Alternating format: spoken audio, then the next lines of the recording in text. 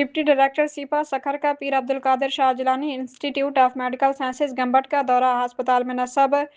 Incinerator खतरनाक तिब्बी फजले को महफूज तरीके से ठिकाने लगाने का यूनिट गुज़श्ता 8-9 माह से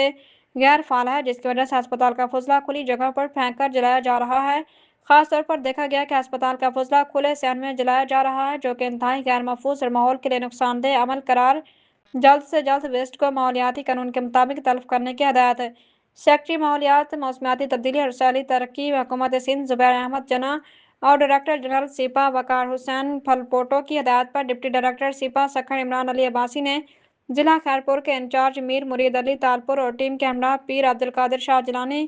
institute of medical sciences Gambat का दौरा किया। दौरे के दौरान अस्पताल में माहौलियाती कवानीन और वेस्ट मैनेजमेंट सिस्टम का जायजा लिया गया।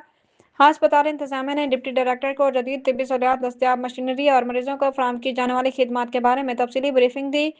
जबकि इदारे की मजमूई कारकर्दगी पर भी रोशनी डाली गई। मुआयने के दौरान यह तशवीशनाक बात सामने आई कि अस्पताल में नस्ब इंसिनरेटर खतरनाक तिब्बी फजले को महफूज तरीके से ठिकाने लगाने का यूनिट गुज़श्ता